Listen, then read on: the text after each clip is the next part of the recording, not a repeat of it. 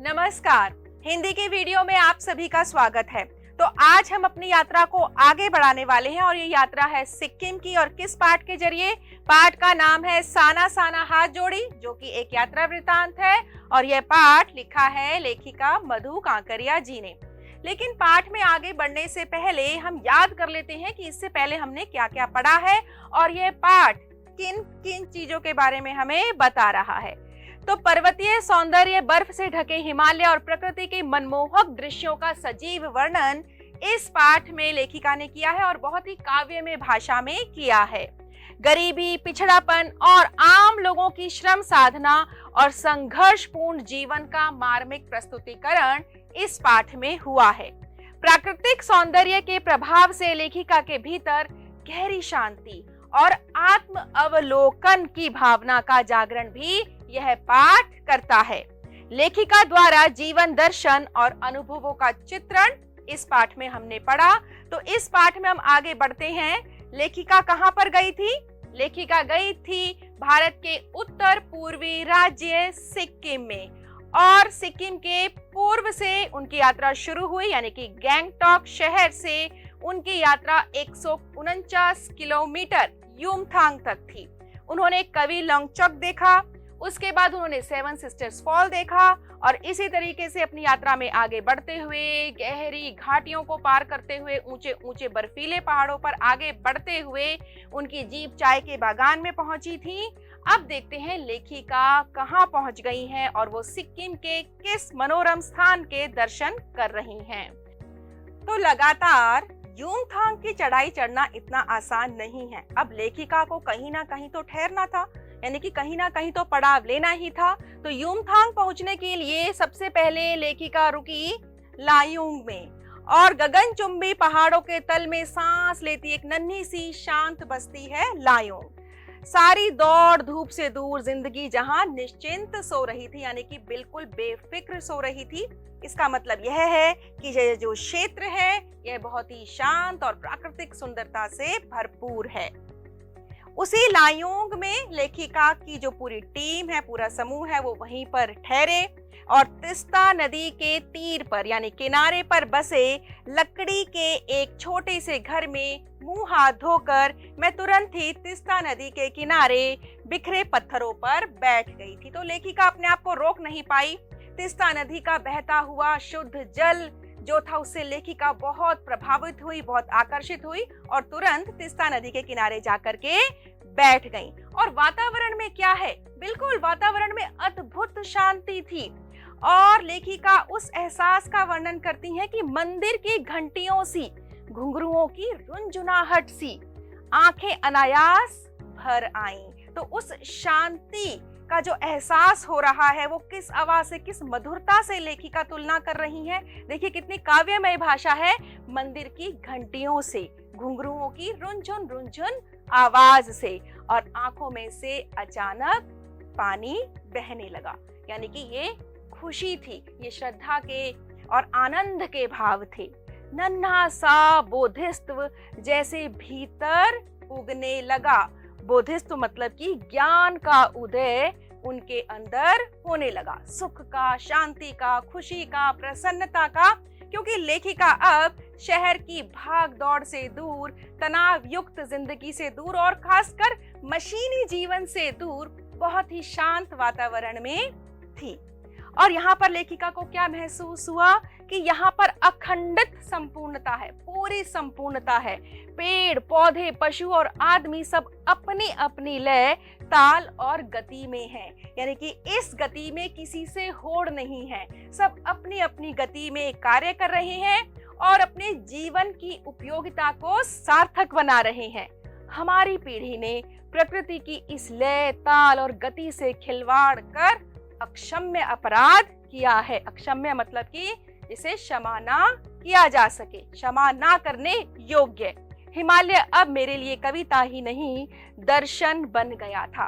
तो यहाँ पर लेखिका बहुत दुखी है और साथ ही साथ गुस्से में भी है कि आज की पीढ़ी ने जिस तरीके से प्रदूषण को बढ़ावा दिया है और इस प्राकृतिक सुंदरता में खलल डाला है, यहाँ पर बड़े बड़े होटल बनाकर, यहाँ के वृक्षों को काटकर, इन सब बातों से लेखिका बहुत दुखी और गुस्से में भी है। अब हिमालय लेखिका के लिए कविता ही नहीं, यानी सुंदर और मनोरम विचारों से भरा हुआ एक साधन ही नहीं, बल्कि दर्शन यानी कि ज्ञान प्राप्ति का साधन भी बन गया था। तो इस पाठ के अब तक मुख्य बिंदु है कि लेखिका अपने दल के साथ युमथांग पहुंचने के लिए कहां पर रुकी? लायुंग में रुकी थी और वहां की शांति और मनभावन प्रकृति में खो गई थी। और वहां के जनजीवन की शांति को देखकर लेखिका बहुत भावुक हुई और मनुष्य द्वारा अपने लाभ के लिए प्रकृति के साथ किए गए खिलवाड़ को देखकर उन्हें अपराध बोध भी महसूस हुआ। अंधेरा होने के पहले ही किसी प्रकार डगमगाती शिलाओं और पत्थरों से होकर तीस्ता नदी की धार तक पहुंची। लेखिका अपने आप को इस प्राकृतिक सुंदरता से दूर ही नहीं करना चाह रही है। वह तुरंत वहां पर तीस्ता नदी की धार तक वो पहुंच गई। बहते पानी को अपनी अंजुली में भरा तो अतीत भीतर धड़कने लगा, यानी कि परंपराएं साकार हो उठी। स्मृति में कौधा यानी कि यादों में आया कि हमारे यहाँ जल को हाथ में लेकर संकल्प किया जाता है। संकल्प अर्थात एक दृढ़ इरादा, मजबूत इरादा किया जाता है। मैं क्या संकल्प करूं इतने सुंदर प्राकृतिक वातावरण में? अब देखते हैं लेखिका ने क्या संकल्प किया। पर मैं तो संकल्प की किसी स्थिति में ही नहीं थी, क्या मजबूत विचार मैं वहां पर रखूं? लेखिका ऐसा कहती हैं। भीतर थी एक प्रार्थना। लेखिका ने बार बार बताया कि वह प्राकृतिक सुंदरता में इस कदर खो गई थी कि वह स्वयं को प्रकृति का एक हिस्सा ही मान रही थी। वह पूरी तरह से खुशी और आनंद में डूबी हुई थी और उनके भीतर उमड़ रही थी प्रार्थना, एक कमजोर व्यक्ति की प्रार्थना। भीतर का सारा हलाहल, सारा विष, सारा तनाव, सारी तामसिकता, सारी बुराइयां बह जाएं, यानी कि इतनी आनंद में वह खो गई थी। इसी बहती धारा में रात धीरे धीरे गहराने लगी, यानी कि रात अब होने लगी है। हिमालय ने काला कंबल ओढ़ लिया था। लेखिका ने अपनी काव्यमय भाषा में अपनी कल्पना से बताती हैं और हमारे सामने एक दृश्य प्रस्तुत करती हैं कि हिमालय ने अब काला कंबल ओढ़ लिया है। बड़ा ही सुंदर दृश्य है। जितेन ने लकड़ी के बने खिलौने से उस छोटे से गेस्ट हाउस में तेज गाने की धुन लगा दी और सब मस्ती में डूबे ही हुए थे और सब क्या करने लगे? वहां पर नाचने लगे। और देखते ही देखते सबके नाच से वह रात बहुत ही जीवंत हो उठी और भी ज्यादा खुशियों से भर उठी। और लेखिका कहती है कि ये मस्ती का भाव, ये जो मादकता है, इस तरह फैली तो इसका संयोग ऐसा हुआ कि एक एक कर हम सभी सैलानी गोल गोल घेरा बनाकर नाचने लगे। अक्सर ऐसा होता है कि जब लोग कहीं घूमने जाते हैं तो वह मस्ती, आनंद और खुशी के लिए जाते हैं, तो नाच कैसे पीछे रहे? तो सैलानियों ने वही किया जो अक्सर सैलानी करते हैं। मेरी 50 वर्षीय सहेली मणि ने कुमारियों को भी मात करते हुए वो जानदार नृत्य प्रस्तुत किया कि हम सब अवाक ही उसे देखते रह गए। तो लेखिका कह रही हैं कि कम उम्र की लड़कियों को भी बिल्कुल मात दे दी 50 वर्षीय सहेली मणि ने और बहुत ही सुंदर और जानदार नृत्य प्रस्तुत किया और सब बिल्कुल खामोश, चुपचाप, मौन होकर हैरानी से उसे देखते ही रह गए। कितना आनंद भरा था उसके भीतर, कहां से आता था इतना आनंद? यहाँ पर लेखिका बताना चाहती हैं कि केवल वह ही नहीं उस खुशी और आनंद में डूबी थी, बल्कि सब जितने भी सैलानी थे सब आनंद में सरोबार थे। लायुंग की सुबह बेहद शांत थी। अब रात के बाद सुबह हुई और ये जो सुबह है अत्यंत सुंदर है, सुरम्य है। तीस्ता नदी की शांत धारा के समान ही कल कल कर बहती हुई। अधिकतर लोगों की जीविका का साधन पहाड़ी आलू, धान की खेती और दारू का व्यापार है। अगर हम सिक्किम के रोजगार की बात करें, वहां की जीविका के साधन की बात करें, तो मुख्यतः वह क्या है? वह है पहाड़ी आलू और धान की खेती, साथ ही साथ दारू का व्यापार।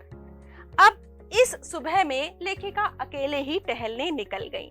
मैंने उम्मीद की थी कि यहाँ मुझे बर्फ मिलेगी, पर अप्रैल के शुरुआती महीनों में यहाँ बर्फ का एक भी कतरा नहीं था, जबकि पहले यहाँ पर अप्रैल में खूब बर्फ होती थी।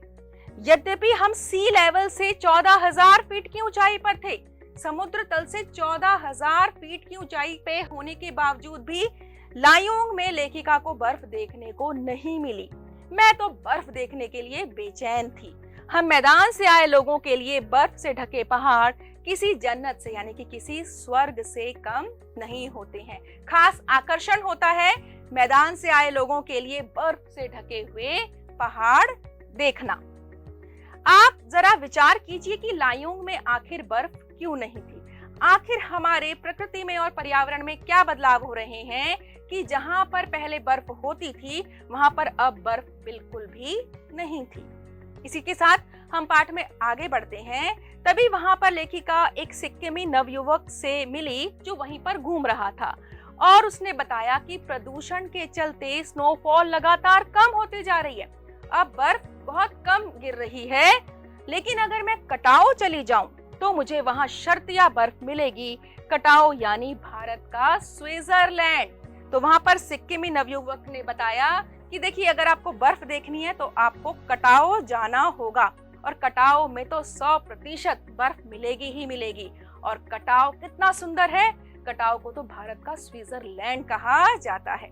तो लेखिका तो जरूर जाएंगी कटाओ। आखिर वह बर्फ देखने के लालच से कैसे बच सकती हैं? वो तो अपना ही एक आकर्षण है मैदान से आए लोगों का कि वो पहाड़ों पर जाकर के बर्फ देखें।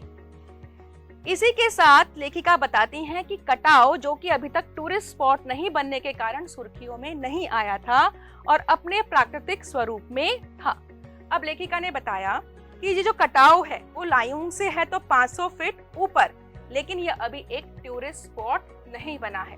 अब टूरिस्ट स्पॉट नहीं है तो जाहिर सी बात है वहाँ होटल नहीं होंगे, वहाँ दुकानें नहीं होंगी, तो इसी कारण यह अभी अपने प्राकृतिक स्वरूप में है और ये 500 फीट ऊंचाई पर है।